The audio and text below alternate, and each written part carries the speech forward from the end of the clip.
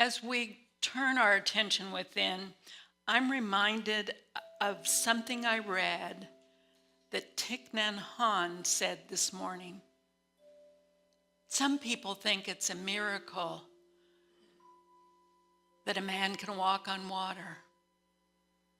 I think it's a miracle if man can walk on earth in peace. And so understanding that peace begins within us,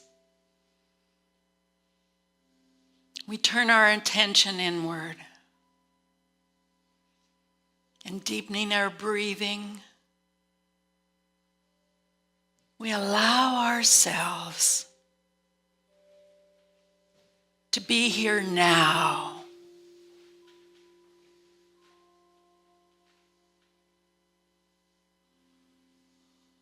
To know that we are loved, to know we have an amazing power to love even more.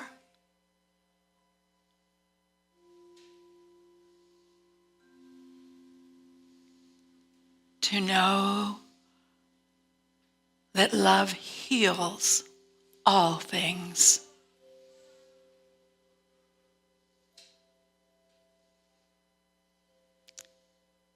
In the vibration of sound, we are immersed in now. We awaken to a deeper understanding of how to love.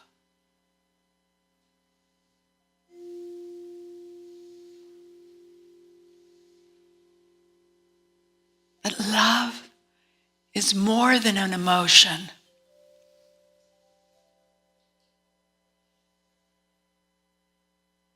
Love is the very essence of that which we call God.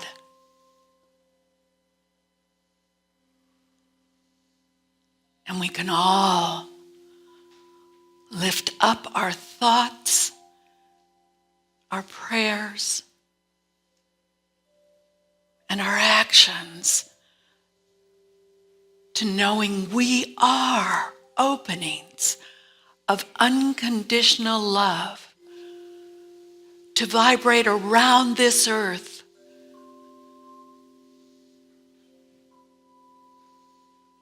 So where there is absence of peace, we radiate it from us now.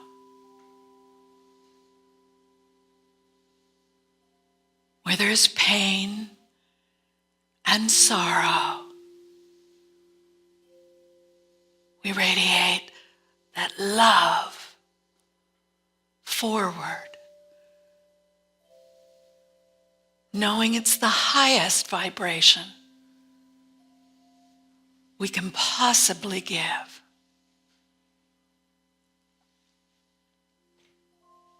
We allow ourselves in this new awakening of this spring, this resurrection, this rejoicing, to listen in the silence for that voice of wisdom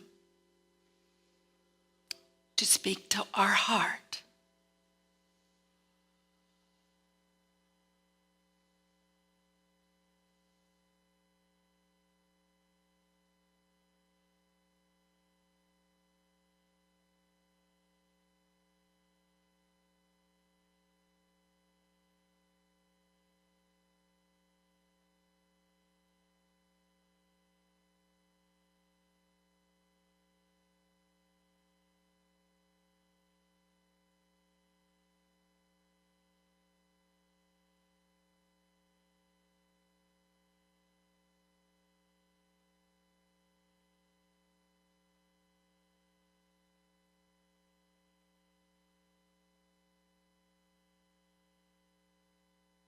So grateful in this time of silence that Leonie had an opportunity to sing to us. Bless you, Leonie, for all you contribute to this ever-expanding community of love.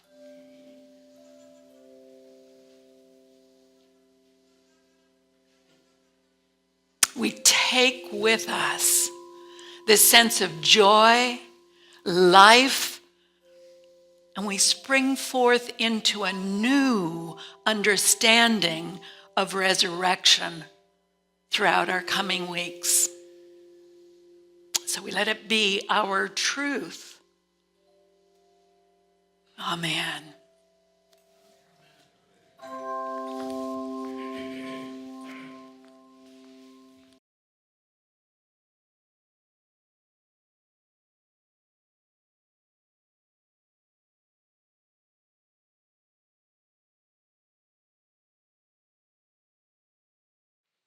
Do you see? Pete, thank you.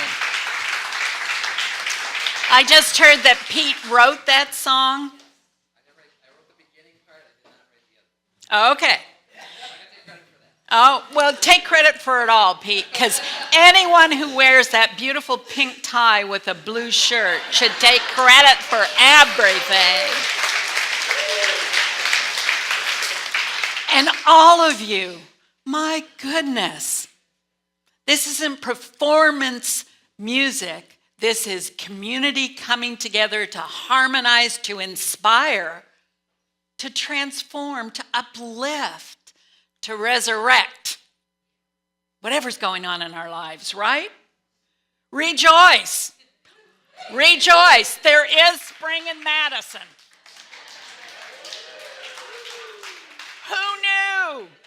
I ran around the church this morning taking pictures of everything that was blooming, of the green labyrinth. I even did a video, just a short one, outside of our doors, wishing people a happy Easter from our community here, because I don't want this to be a well-kept secret. Nor do you.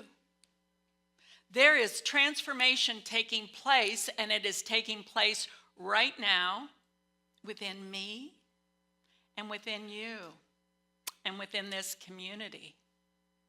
The journey we've had together has been an interesting one, hasn't it? Have we had fun? No, the world came to an end. I'm sorry. Lift up. Rejoice. Come back to the joy that is within you. I put my hands on my hips where the sound pack was. Have we been having fun? One thing I really, really appreciate about all of you is you've got a magnificent sense of humor. You know how to laugh, as well as sing, as well as love each other.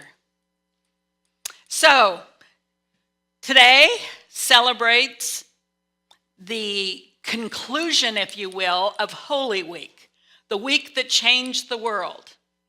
I watched Netflix last night for a bit, the story of Jesus in Jerusalem, and I thought, well, I wonder what new they can come up with. But it's always interesting. There's always something new to learn. And one of the things that I was reflecting back on was there's not much mention of Jesus in the Bible. In the Hebrew Bible, he's named as a prophet. But thank you, who was a Jewish writer at the time of Jesus, mentions the main characters of Holy Week. Pontius Pilate, Caiaphas, Jesus, Judas Iscariot. So we have, if you want, evidence that Jesus actually walked the streets of Jerusalem. If you need evidence. How many of you need evidence? I just want an experience of something that is beyond the chatter of my mind or the circumstances and drama of my life. Is there always drama in life? Can we avoid it? Can we resist it? What we resist tends to keep going on. So what we do is we acknowledge it. Okay, this is drama. I'm not playing the game of life this way. I choose to play it another way. I choose to demonstrate the miracle of walking the earth in peace, no matter what's going on around the world. So you remember, you guys know Eric Butterworth, Unity author, phenomenal teacher, amazing minister, had a huge congregation in New York City. And he said, if we make the resurrection about death, we're missing the most important part of it. It isn't how to rise again as much as it is to transform your consciousness. Consciousness, what does that mean? Awareness. We must be aware. So many of us on our journey of waking up to what is possible in life start from the place, in fact, I would say everybody probably starts from the place of life happened to me. What am I doing? I might want to pull it off. Okay. Am I blasphemous? Maybe. It's possible. We started last Sunday, Palm Sunday, with Hosanna, hey Zanna, Zanna, Zanna, ho. Yeah. In he rides on a donkey while Pontius Pilate rides in on a war horse from one gate, and Jesus comes from the east gate, and the people are just so thrilled to see him. Why are they thrilled to see him? Why do you think they're thrilled to see him? Yeah. He's going to do something for them. He is going to save them from slavery. He's going to bring about more justice into the world. Now, Jesus never said he was a son of God. The crowd did. The crowd called him the Messiah. He never said he was the Messiah. The crowd called that to him. And so very quickly, what happens when you're caught up in adoring something outside of yourself, expecting it to save you, how quickly it sours on us. And all of a sudden we resent that. She didn't do what I told her to do. I wonder why my kids won't listen to me. Do you know the classic sign you're listening to monkey mind? You want to know the classic sign? Monkey mind is that chatter of self-limiting worries and concerns, limitations. The classic sign of monkey mind is when you think you're right and other people are wrong. Take that one in. How many of you are arguing with me even now?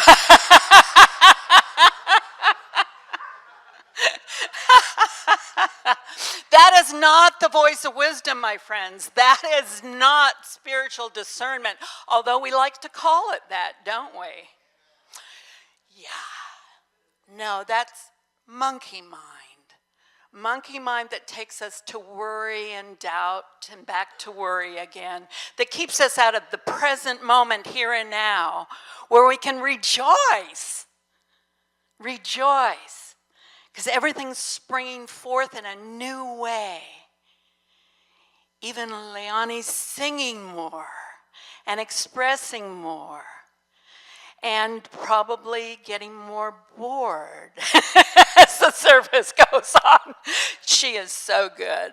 I love the red hat. I love you all in your Easter finery and also in your willingness to just come together and share who you truly are. When I started with you March 31st, I talked about the hero's journey. So those of you who were there might remember that I said we're all heroes. All of us are heroes. We're heroes on a hero's journey with a courageous heart and a monkey mind. So Jesus demonstrated how he took care of the monkey mind out in the wilderness before he began his ministry. He was tempted, and in each time he came back to knowing that within him was a connection to a higher power, that if he prayed, that if he listened, that if he came apart for a while, would bring forth the best of him in any situation. And that's the journey we're being called to now.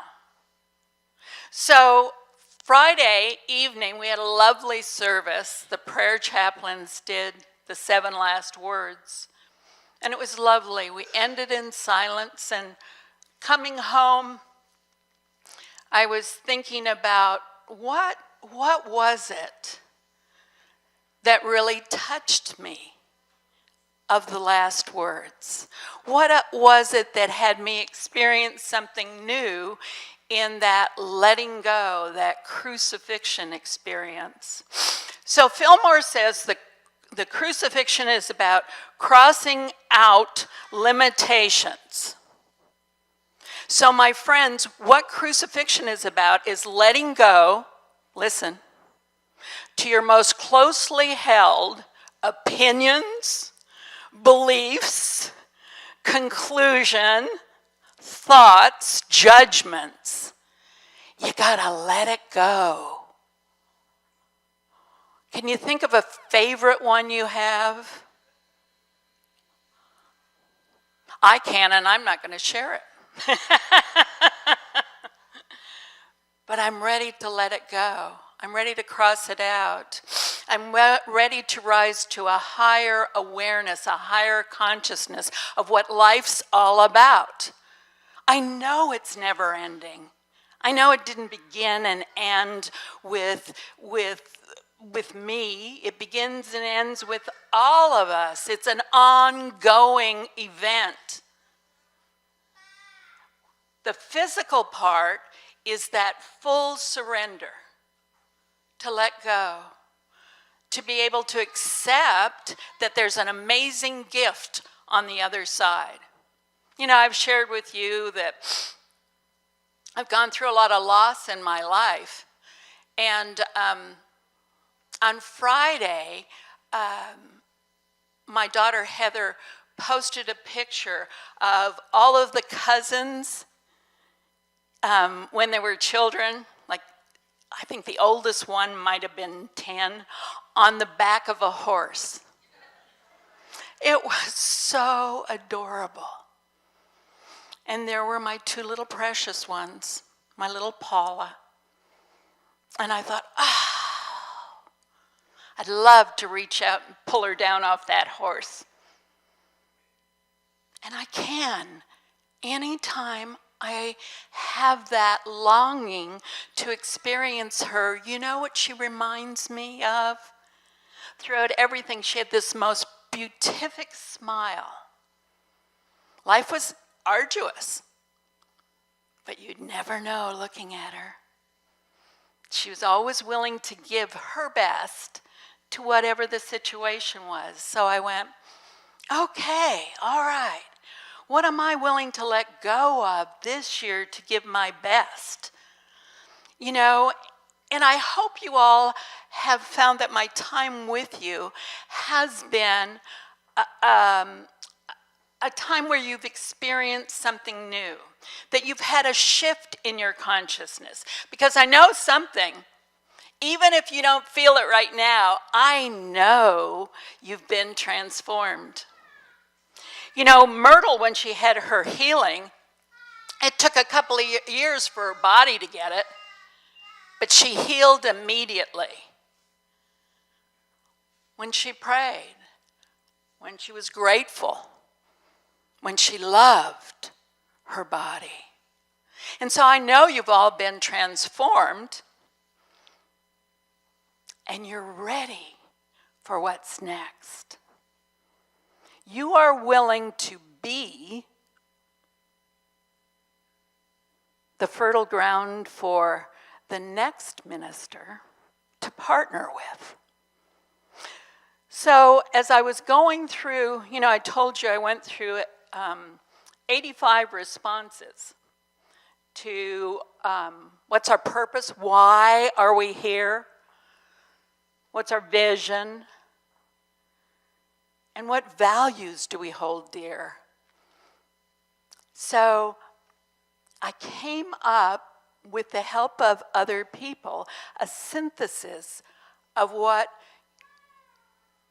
you are right here and now. I don't like the term core values. Because you know why? Sounds corporate to me. That's just my perception. That's just me being Carla. I want something woo-woo-ier than that, than core values, but I do believe these are the values that you stand upon here at Unity of Madison. The first one is accepting. Accepting. Doesn't matter how much money you have. It doesn't matter the color of your skin. It doesn't matter your sexual orientation. It doesn't matter. We accept you just as you are. You don't have to change or do a thing to be accepted. I watch week after week and all the different activities you have going on here, how much you accept each other where you are. You're empowering. You empower yourself and you empower others through the acceptance and through the learning that you go through. It's not about who's the most spiritual here, because if you think you're the most spiritual one here, we'll pray for you.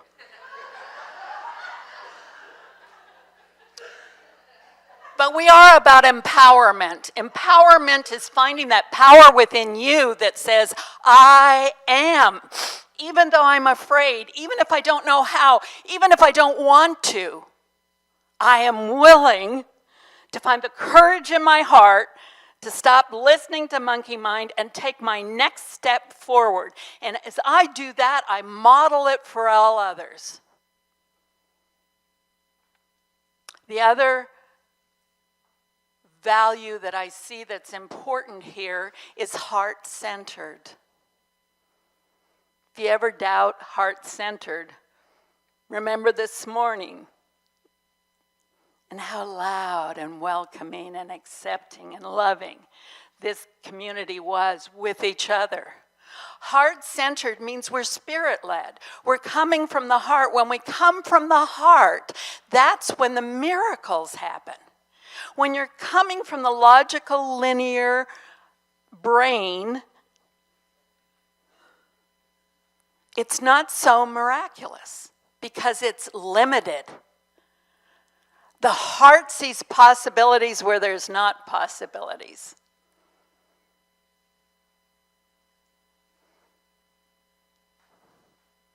The heart knows more than the head knows.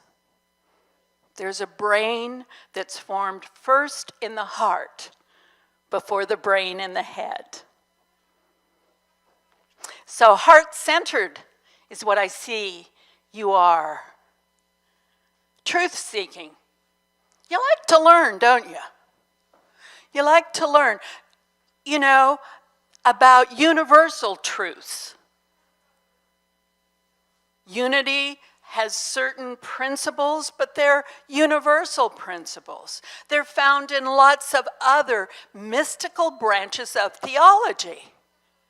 So there's a place for it all, and you guys love to learn, don't you? Barry's doing a wonderful class now on heart-centered metaphysics. I advertised that I was doing it with him, but I've kind of left him on his own. I couldn't last week, and this week I said, well, my husband's coming in Wednesday. And Barry goes, well, he can come to the class. And I went,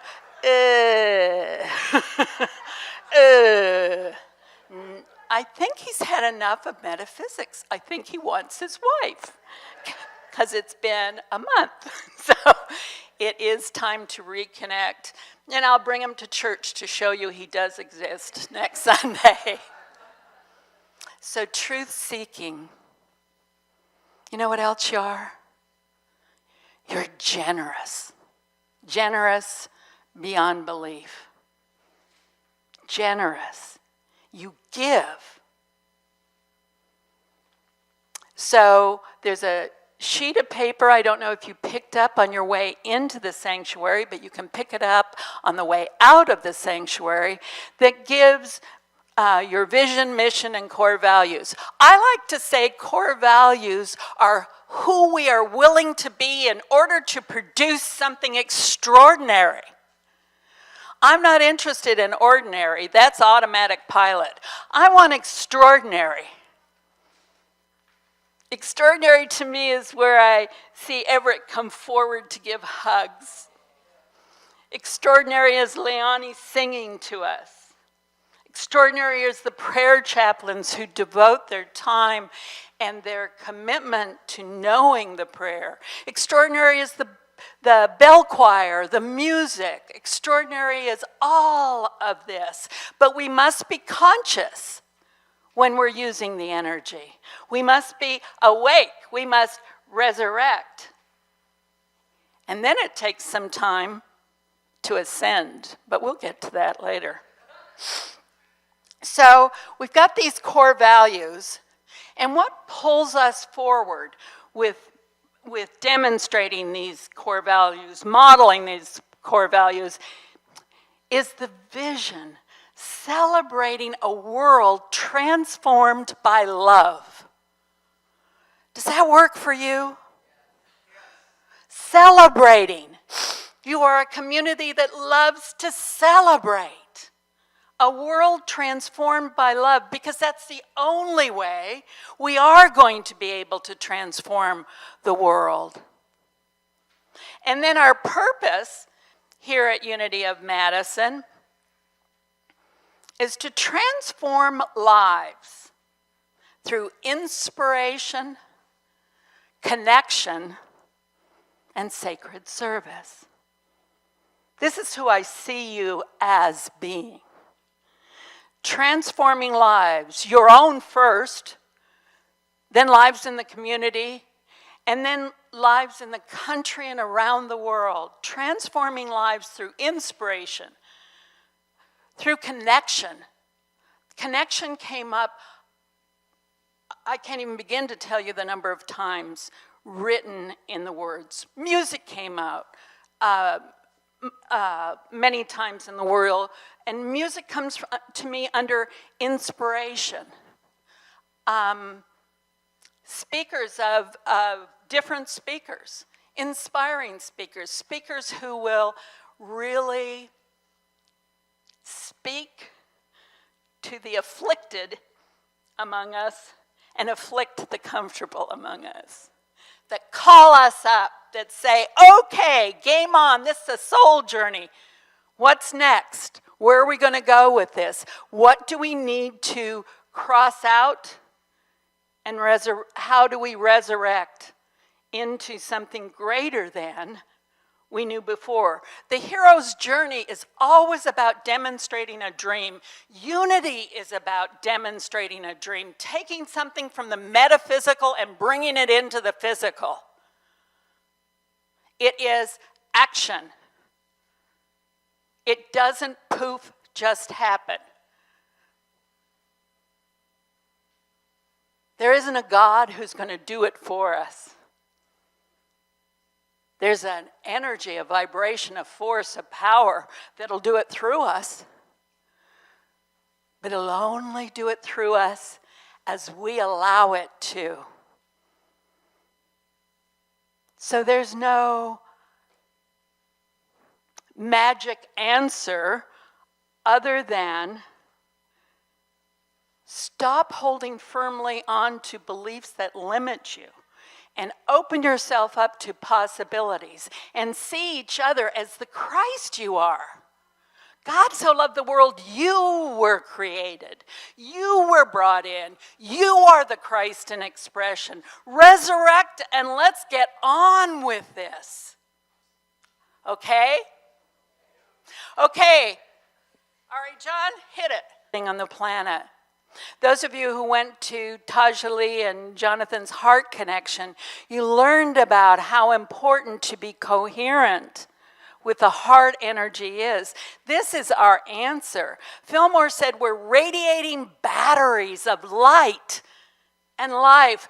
That's true, and we're magnetic fields that can lift each other up, that can restore, harmonize, and heal any situation.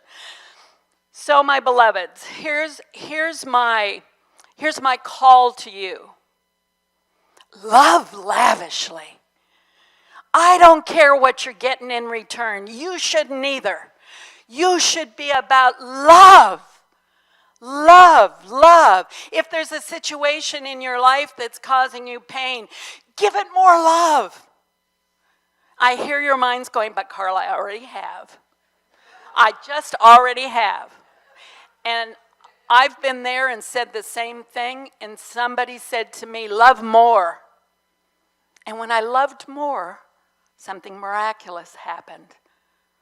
We can affect a room full of people with the beat of our heart. We don't have to say a thing. We just get into the rhythm of being all connected. So love lavishly. Laugh from your belly.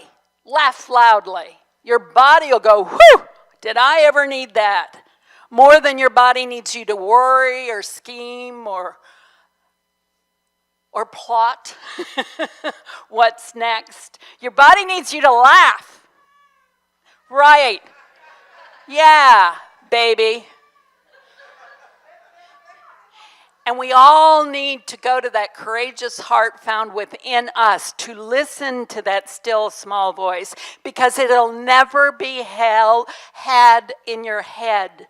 It will be an experience you have in your body. You know when you're hearing the voice of wisdom. You know when you're being spiritually guided. And so, until next week, happy Easter, everyone.